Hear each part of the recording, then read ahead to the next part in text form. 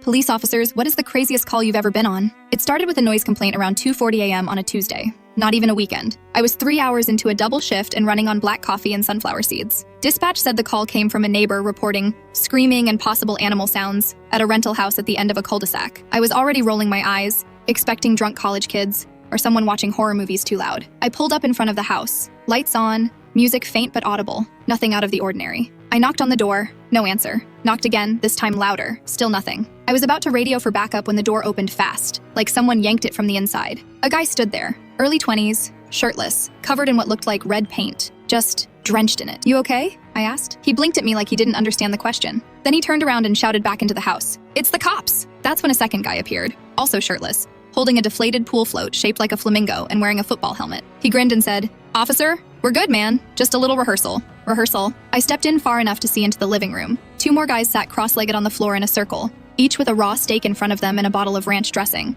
One of them was crying, not loudly, just a steady, silent stream of tears. The fourth guy was brushing the steak with a toothbrush. All four of them turned to look at me like I was the intruder. "You want in?" Flamingo guy asked. I radioed for backup. When my partner showed up, we spent the next 10 minutes trying to get a coherent story. Turns out, these guys were roommates at the local community college. They were pledging for some off-brand frat that wasn't officially recognized anymore. The rehearsal they mentioned was their test run for a made-up ritual they called the binding of beef. No one really explained what it meant, but it apparently involved raw steaks, synchronized ranch application, a chant that sounded suspiciously like the lyrics to Stacy's Mom, and silence from 2:30 to 3 o'clock a.m. sharp. The red paint wasn't paint, it was hot sauce. An entire jug of Frank's Red Hot they had poured over themselves because the original scroll said to be baptized in fire. There was no scroll. The crying guy said he wasn't sad, he just felt spiritually overwhelmed by the experience. My partner asked what the animal noises were. "Oh, that was probably Jeremy," said the shirtless guy at the door. "He does a really good horse impression." Jeremy then neighed so loudly I put my hand on my taser out of pure instinct. We didn't arrest anyone.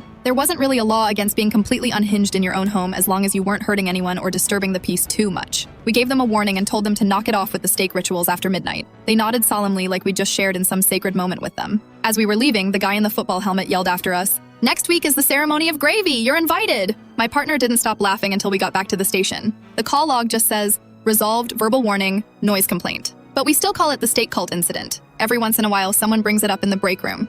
Usually when a rookie asks if we've ever seen weird stuff on night shift, someone always says, "You haven't lived until you've seen a grown man cry over uncooked meat at 3 a.m. I never found out if they went through with the ceremony of gravy, but part of me hopes they did.